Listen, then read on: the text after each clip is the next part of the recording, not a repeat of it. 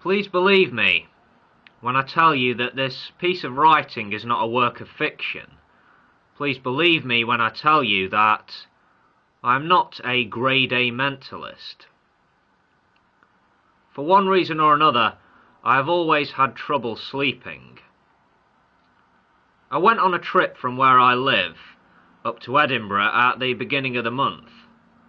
I wandered around, took in the sights, ate well, paid too much money for hotel rooms, read a good book, smoked some pot. It was a nice little break, all in all. Then I returned to work. Everything and everyone seemed fine and dandy, but then I started to feel both strange and unwell. I could not sleep at all. I found the heat and humidity of the summer very difficult to handle. I found myself suffering pains in my legs and in my back. I started having strange and unpleasant headaches. My mood worsened. Aggression and depression took hold. My memory started to go.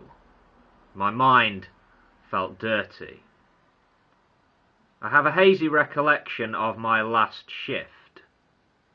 It was at the golf club and it was a Sunday. I felt awful. I can't remember what I said or did exactly. I don't think I said or did much. I could not remember my home phone number and I was having serious trouble trying to figure out how to operate my mobile phone. I eventually contacted my dad and arranged to be picked up. I recall sitting outside and briefly speaking with a friendly waitress called Krista. A little later on, my dad arrived and took me home. I don't think he knew what state I was in, and I didn't let on. I didn't sleep that night. I just lay there thinking and worrying about everything and nothing. The next day was a terrible day. I was starting to panic, really unusual for me. The sound of passing cars was driving me nuts. The sound of my brother banging about the house was arousing my anger. I believe I told him to either pipe down or leave.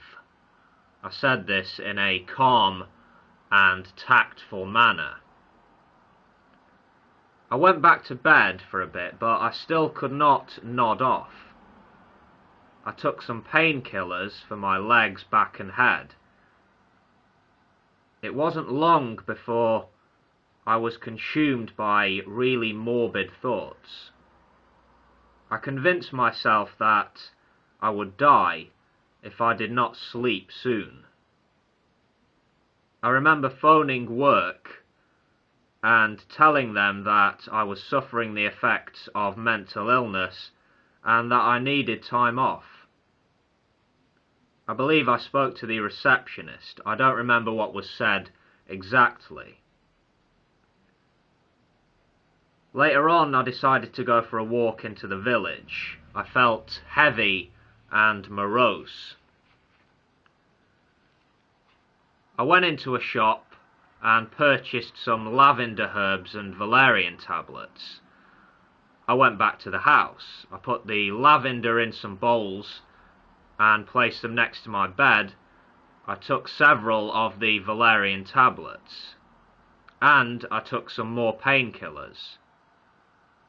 Not long after, I started to get seriously confused. Days, faces, places, and even events began to blur into one another. I may have been suffering hallucinations. I believe I was delusional by this stage. I could feel all of the energy draining from me. I was afraid, deathly afraid of losing consciousness. In my fear, I phoned for an ambulance, having first informed my brother to keep an eye on me. He seemed nervous and really concerned. I felt badly for him.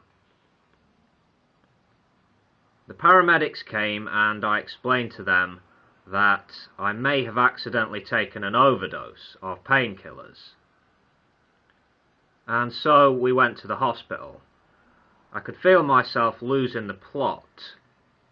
When we arrived, I filled out some forms and was quite promptly told to go to the waiting room, but I kept going for walks,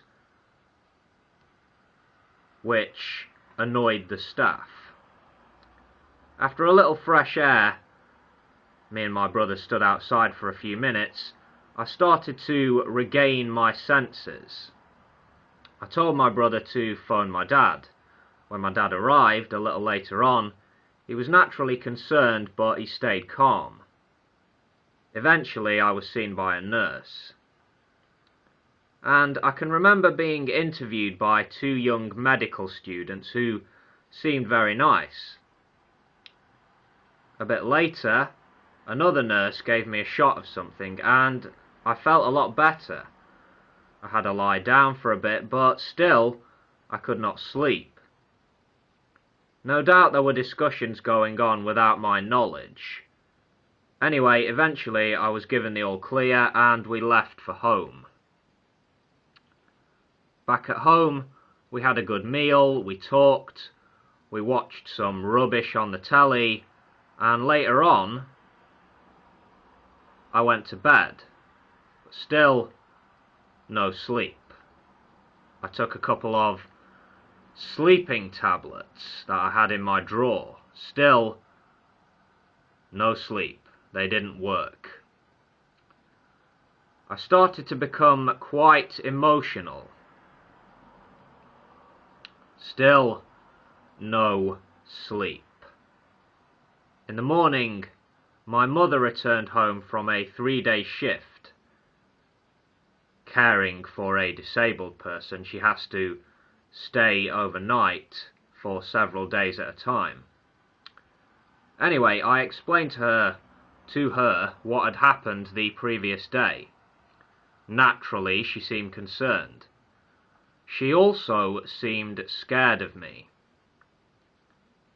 I had not slept in a week, or possibly more, and my mind was definitely starting to go. She left the house only to return with medicines a couple of hours later. I will not go into detail about what kind of medicines she brought back, as this is a personal issue. I may have said some things out of turn on this day, for which I am sorry. Another night without sleep. Depression, shame, and envy plagued my mind. The new medicines I had taken didn't sit well with me. I convinced myself that I was going to die. I wrote a rambling goodbye note for my parents and the world. I packed a large bag and I left for the train station. I just wanted to go and be somewhere else. It was a cold and beautiful morning with clear blue skies. The sunlight seemed perfect to me. When I reached the station, I purchased a ticket, a return ticket, to Edinburgh, and then sat waiting for the train. The date was July 21st.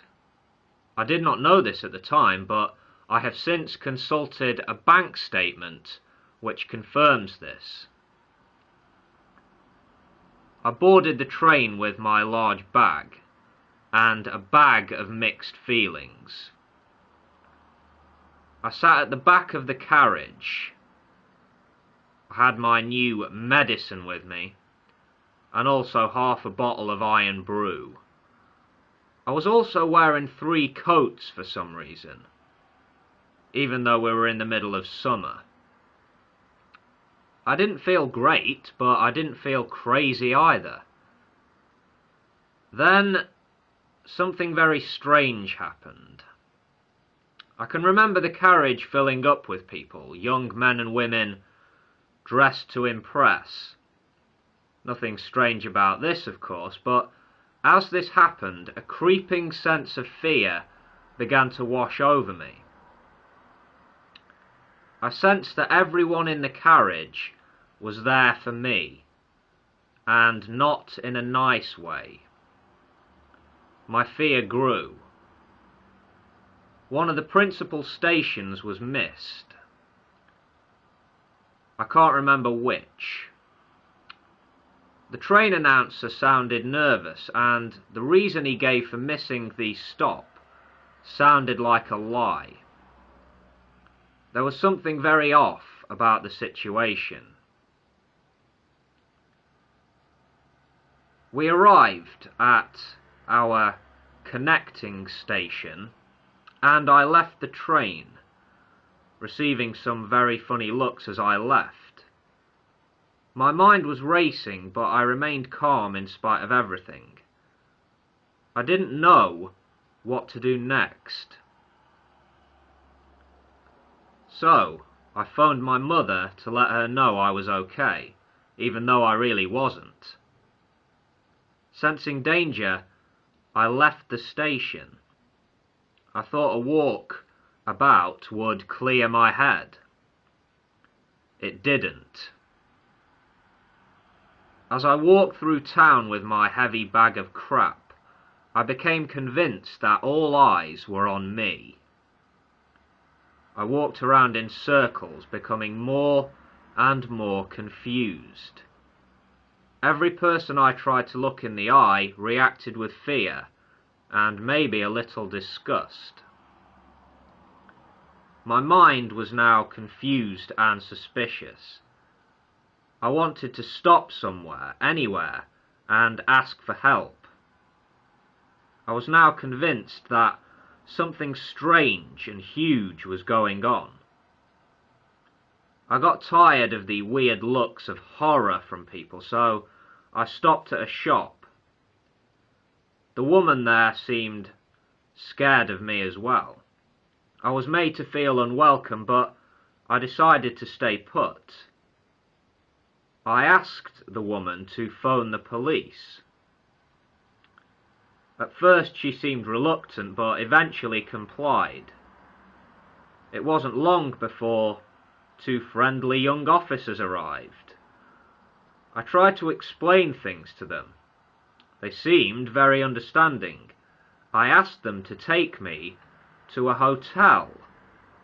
They said that they would take me wherever I wanted to go. This made me feel seriously uneasy. They took me to a hotel, and I said that I would stay there and get cleaned up. I went in and tried to book a room, but they said I'd have to wait a while. Immediately I walked back outside. At this point I began to get paranoid and suspicious. The police were still there when I came out into the car park. I told them that I had changed my mind about the hotel, and I asked them to call my mother. The young male officer obliged, while the lovely young blonde female officer kept me talking. The male officer then suggested that I return to the train station and decide what I want to do when I get there. They gave me a lift back, kindly enough. Something very strange, something to do with me, I figured, was definitely going on. In spite of everything, I managed to keep my wits about me. The officer told me that I could either go on to Edinburgh, I'd almost completely forgotten that I had a ticket, or I could go home. I resolved to go home.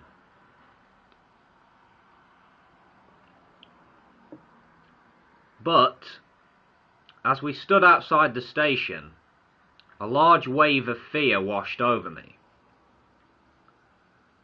I allowed myself to believe that if I took the train home, I would be attacked, or worse. I was not in my right mind at the time. I decided to take a taxi back to my hometown. Go figure. I can't remember a great deal about the journey back. The taxi driver seemed like a nice enough bloke, but the whole thing just seemed like a dream to me. I think my little brain had been overloaded by this point. When we reached my hometown, I thanked the good cabbie and started walking back. Something wasn't right, and I don't mean me. This was not the hometown I knew. This seemed like a strange dream. The people seemed different somehow. I was keen to get home as quickly as possible.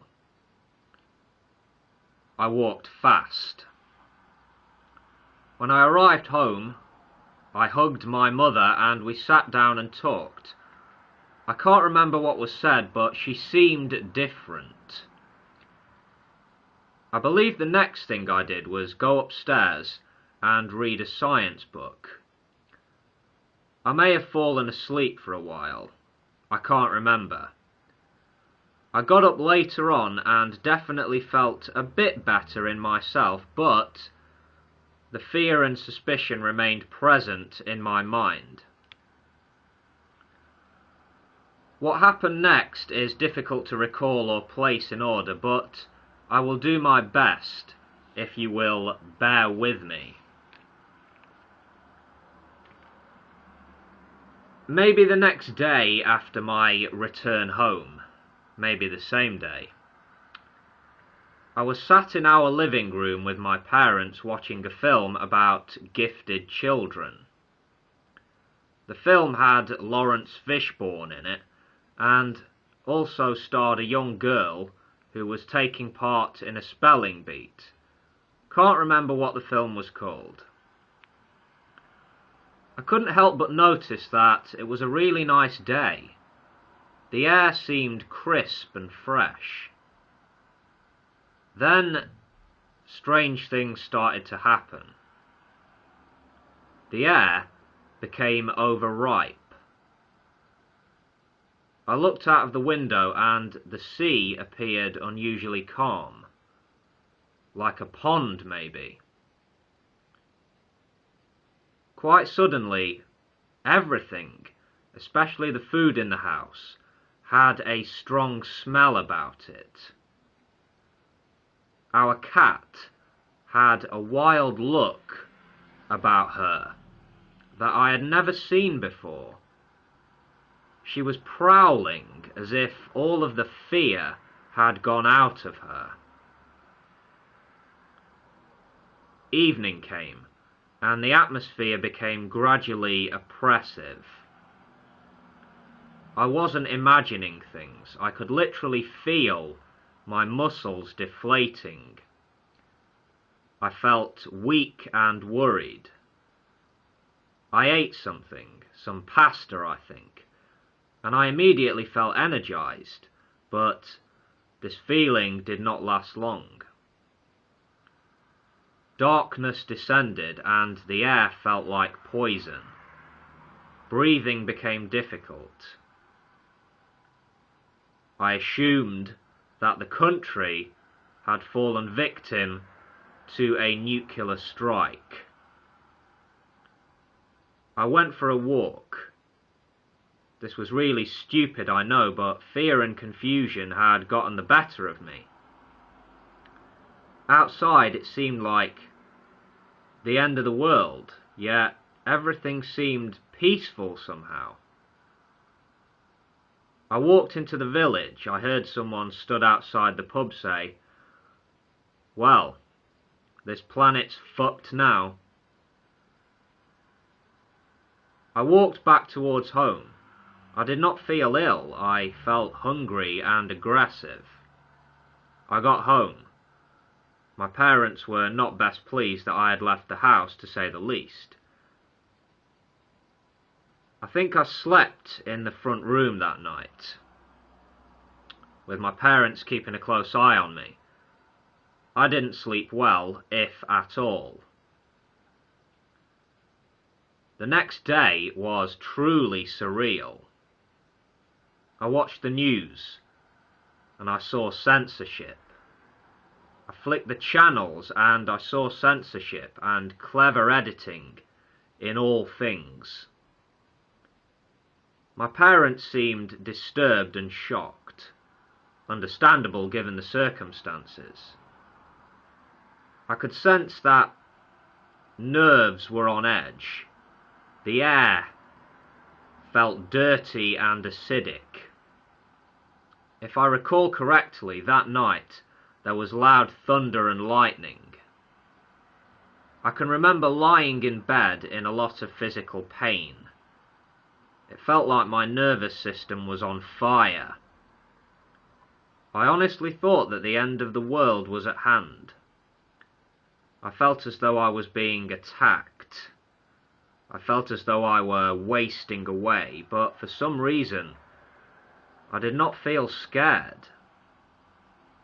Lying there, I felt like I could defend and preserve myself. I don't think I slept that night, although I might be wrong. The next day, and the same strange things on the television. The same dirty air. The house was starting to stink. I figured that maybe revolutions and mass killings were taking place worldwide, as I sat there pathetically, drinking tea and munching toast. Later on, my parents asked me if I was ready to see a doctor. I said yes. My dad took me to the local surgery, but it was closed. While I was there, I believe I tried to grab a young woman by the arm. Her mother intervened. To my shame, I slapped a man in the face for no reason at all that day. To his credit, he did not retaliate. That night, I finally got a good night's sleep in spite of everything. I felt much better. Maybe it was the next day or the day after that the doctor made a house call. He is Irish and he seems like a good and compassionate man. He spoke to me and my parents together. Then he spoke to my parents alone and then me alone. He asked a fair few questions. Some of his questions were medical, some political. I tried to explain rather clumsily what I had seen recently and what I had thought. But as I was talking to him, I could feel myself becoming suspicious and afraid. Not of the doctor or my parents necessarily, but something else. I felt like I was being targeted. I felt like I was being watched. I was persuaded by the doctor and by my parents that I should go to hospital. I thought it was for the best, so I agreed. Although I felt like, in a way, I didn't really have much choice. The doctor left and my parents started packing my hospital bag for me. My mother was putting a lot of things into this one bag. Clothes, towels, hygiene products, etc. And this creeped me out. I felt dread, but I sensed that there was no escape, so I just went along with it. On the drive over to the hospital, I felt vulnerable and alone. I felt like I could not trust my parents anymore. I thought that I was being taken in to the hospital for sinister reasons. I was right. When we got there were very few staff and almost no patients, unlike a few days before. The staff seemed unhelpful and even hostile when we arrived. We walked through a long corridor and up to a reception desk. My parents explained that I was expected, news to me, and we were told to sit down. Some details were taken from me by 2 different nurses, I think. We sat waiting. I had reached a low point. I was by now seriously entertaining the fact that my parents had lied to get me here. And here, in this hospital, was where I would meet my end. We were eventually shown into a large room where there were 2 other patients, or at least I assumed they were patients, a young man and a young woman. If I remember correctly, there were 2 female nurses, a tall Asian gentleman with a posh English accent, and a young Indian gentleman also present. Medical staff. There was a lot of nipping in and out of the rooms going on. I can remember being taken into a room alone, where I was checked over. I think my blood pressure was taken. I may have been given an injection, I can't remember. But certain things I can remember as clear as day. I'm not sure when it happened, but at some point in there, I felt as if a part of my mind was being controlled. With my eyes, I was mapping out the room in which we sat. I was mapping the corners and the shapes and the signs and the equipment in this room. Nobody told me to do it, I just felt compelled to do it. I went to the toilet and found myself mapping in there as well. At some point we were fed, we patients, and this made me feel reassured. Eventually the other 2 patients left. My parents were taken away at some point. The staff were moving us around quite a bit. I think they were trying to confuse us. I found myself alone in the larger room with one of the nurses, or maybe she was a doctor or something else, I don't know. What I feared would happen on the way over to the hospital now seemed to be happening. She put a large yellow strap around my left arm and pulled it really tight. A tray with a very large syringe and a very large needle emerged. I think she said something to me. Can't remember what. I told her that this whole situation seemed surreal. I probably said some other things, but I can't for the life of me remember what. She gave me a shot. A shot of poison, I assumed. I did not struggle. I could not see the point. I thought that was it. The end. but it wasn't. A large, swelling lump appeared around the point of the injection, but it soon died down. I just sat there. She returned to her computer behind her desk. I held a piece of cotton on the point of the injection. I can remember asking her if it was okay to remove it. I think she said it was okay, so I did. I sat there waiting. I was still mapping the room. My parents returned from wherever they had been and sat down with me. I did not tell them what had happened. It was not long before I could feel a burning sensation in various parts of my body. I could feel severe pain in my bladder and perhaps my liver. I was still mapping the room. I don't cry out. I don't lose consciousness. Later on, I'm taken into another small room. I am questioned.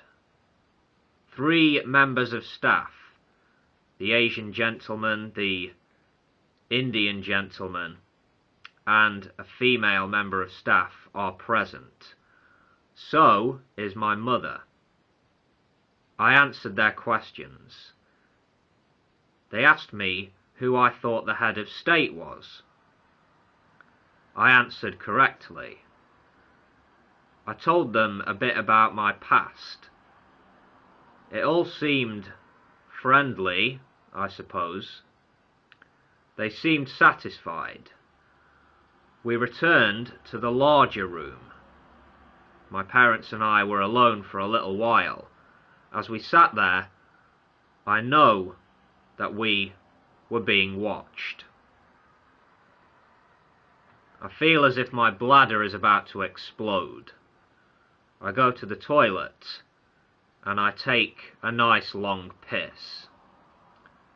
I come out and sit back down for a while. I am then asked over the speaker to give a urine sample. Then a full pitcher of water and 3 glasses are brought to us by a female member of staff. Me, my mother and my father all drink.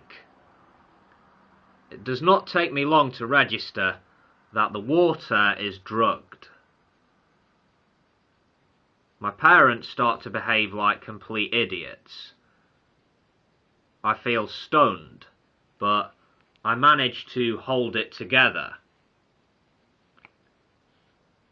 The room had changed, physically speaking. It seemed older and more basic. It was getting late, and it seemed as if most of the staff had gone home.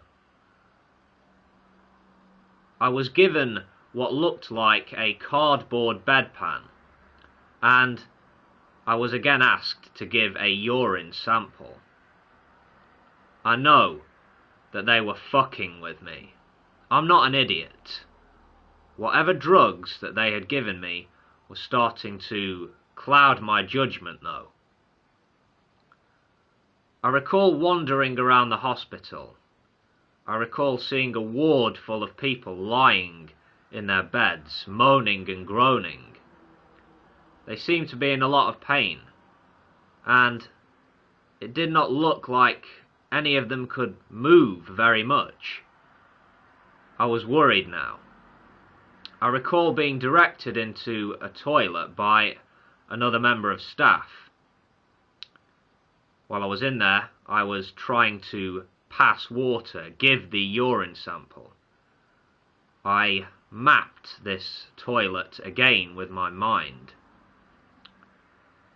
I left the toilet and wandered around a little bit more. I found my way back to the original room where my parents were waiting. The staff had changed. The hospital had changed. My parents had changed. it dawned on me. This was the most sinister experience of my life. The hospital was starting to look like perhaps a hospital would have looked 25 or 30 years ago, if you understand my meaning. Later on, another member of staff, perhaps a nurse, told me that we could leave as soon as I gave a urine sample. My bladder felt full, but I could not pass. I felt like I was being tortured, physically and mentally. After some time, I went into the toilet, once more with my bedpan. I tried to get some water from the tap, but nothing came out. After what seemed like forever, I think I managed to get the smallest dribble of urine to come out. I handed the sample to the nurse, and to my surprise she said we could go. I remember thinking that maybe this was a cruel trick, and that we would not actually be able to leave. We walked a long walk through the hospital corridors, and we eventually came to an underground car park. This was not the way we came in. Everything seemed surreal and nightmarish to me. I heard moaning and groaning from behind closed doors as we left. I turned around, only to see the nurse who had taken my sample smiling at me in this underground car park, smiling at me in a really evil way. This naturally made me feel uneasy. We reached the outside car park and eventually managed to locate the car. We drove home. I thought we might crash. My bladder still felt like it might explode. On the way back, we stopped off at the surgery. The local surgery, that is. We pulled into the car park there, and my dad got out with a letter in his hand. He slid it under the door of the surgery. I don't know what was in that letter, or who gave it to my father. I don't like to speculate. We reached home, and I felt relieved to be back. My brother was there, and apparently he had made us some sausages. He said it had taken him 7 hours to make these sausages. We sat in the living room and watched television. Everything had changed. My family seemed really stupid all of a sudden. We watched some sport and some comedy, if I remember correctly. Nothing added up in my mind. I felt as if I were in another dimension or alternate reality. It seemed to me as if the world had gone backwards. I was naturally concerned.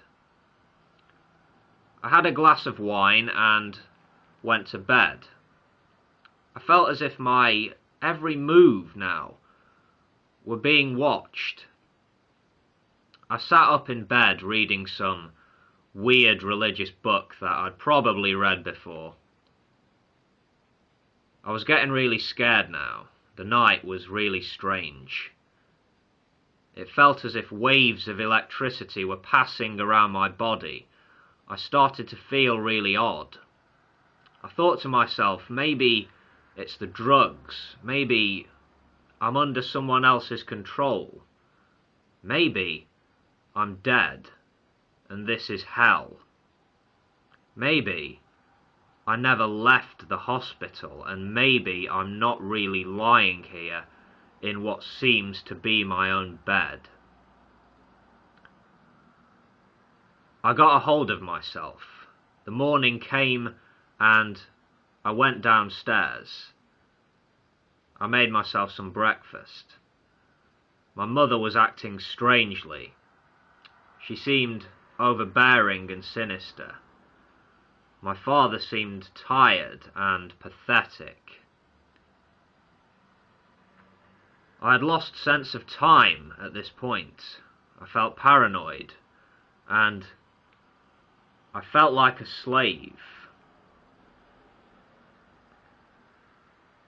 I have seen glimpses of the future. I believe that I may have seen several possible futures. I believe that I've seen some of the people of the future. I have seen the passage of time slow to a crawl in physical reality. I have watched it speed up as well. I have seen a book change its words as I read, to my horror. I have also seen a book change its cover and content. I have seen films that never were. I have seen strange images that I cannot explain. I do believe that alternate worlds or alternate realities do physically exist, and I am sure that I have seen a few of them.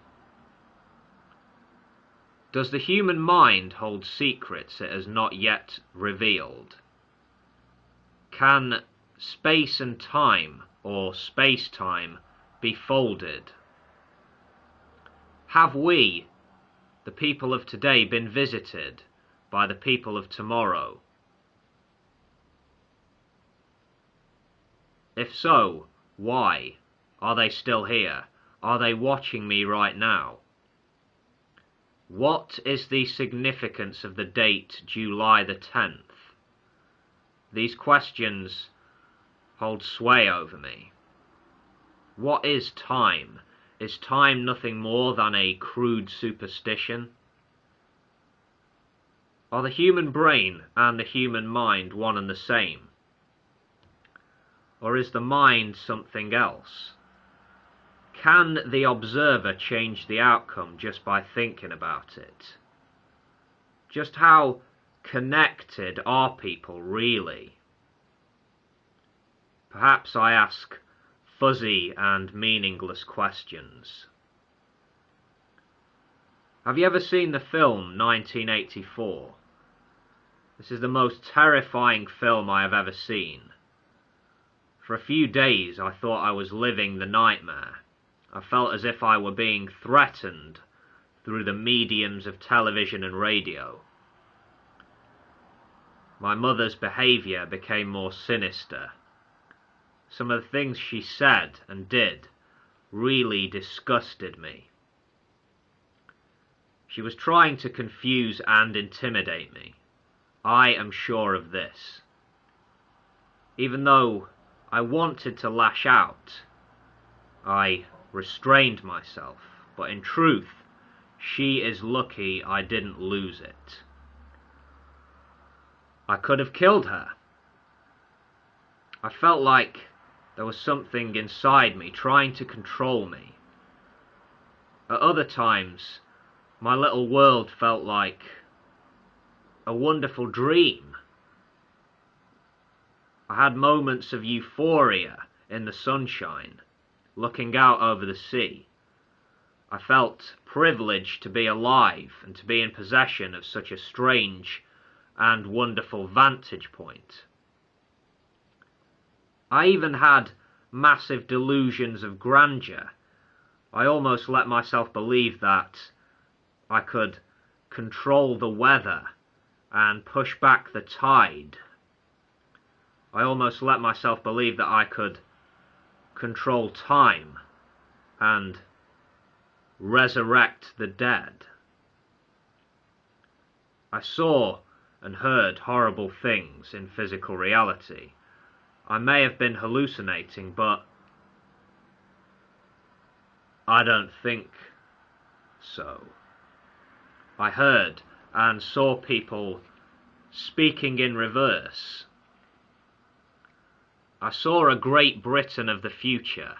There were many more people and many more travel networks than there are now. I saw a road race. There were so many people. I can remember thinking that these people seemed superior to us, to me. They seemed physically magnificent. I looked out of my window on more than one occasion, only to see people on the beach, moving slowly towards the sea like zombies. Some were stood in the sea, waist high, some of them. It was strange and spooky. I began to entertain some strange theories, crazy theories even, and odd speculations during this trying time. Were we now, people, the earth, and all creatures great and small, under the influence of an alien species? Had World War III commenced without most people noticing? Were we all under the influence of some evil new weapon, designed to steal away our sanity? Was my own strange behaviour and the strange behaviour of others somehow due to climate change?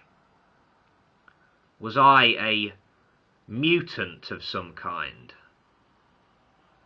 Note: there are certain beliefs or ideas that I wouldn't let myself entertain even in my weakened condition, such as the existence of ghosts or ghouls or witches or vampires, etc. I am not the superstitious type. I am not an idiot. I was becoming increasingly paranoid. I saw myself as the target of a global conspiracy. I told myself repeatedly to stop being a self-absorbed twat. It sort of worked, sort of. This surreal situation, this confusing situation, continued for what seemed like weeks, but it could only have been a matter of days. I can vividly recall lying on my bed one evening in a lot of pain, when suddenly I felt as though I had been released. I almost immediately felt exhausted, as if my whole body were shutting down. I thought that maybe now I really was dying, but I sort of didn't care. I didn't feel depressed, though. I didn't feel depressed anymore. I think that I was, in those moments, closing in on total apathy. But I pulled myself together. I went downstairs and I ate. Then I ate some more. I seemed to have an insatiable hunger all of a sudden. This lasted for maybe a couple of hours. I began to feel a lot better, physically speaking. Still though, strange messages persisted on the television. Messages directed at me, in my mind, anyway. Here are some strange things that I noticed during this weird period. I see someone, a family member, enter a room in our house. I follow them into the room, but when I enter, they are not there. I see people out and about, talking to friends, playing with children, keeping shop, strutting their stuff, but it all just seems like a bad act to me. Like they're acting for me. People just don't seem to be themselves. I walk into my brother's room to ask if I can borrow his trainers. I look at him and he looks 50 years old and he's going bald. But the thing is, he's only 27 and he has a full head of hair. I know this. I hear a specific person talking to someone downstairs. 1 or 2 seconds later, they walk into my room, which is upstairs and at the end of the hall. This is not physically possible. One moment, my dad looks like a tired and haggard old man. Later in the same day, he looks like a superior genetic version of himself. I sit in the living room drinking a beer. I hear members of my family in the kitchen laughing like idiots, as if they were the ones who were drinking, as if they were the ones who were drunk. I know they were not. I hear my older brother and my mum talking in the living room. I open the door, but only my dear old mother is there. I hear my mother and my auntie talking on the phone. The conversation seems to be taking place at a rate of 1 year per minute. Really difficult to explain. I receive messages on my mobile phone saying things like, "Interesting game you're playing," and "Evolution is happening faster than you think," and "Keep reading, you might find out the truth." I could go on listing these strange happenings, but I choose not to for personal reasons. Things seem to be back to normal now. I don't recall exactly when weird turned back into normal, but anyway, things seem now as they were before, if you understand my meaning. This whole thing has taken a lot out of me. I don't know if I will recover from this. I still feel as if I am being watched or studied. I have lost a lot of respect for people. I don't really trust members of my own family anymore. I have become suspicious. But I have maintained my humanity. I still believe in love and freedom and resilience. I don't feel bitter or vengeful. Maybe you think I am a liar or a delusional nutcase. Feel free to think and say what you like. This rambling, confused, and disjointed little story is true, and I will stand by that forever.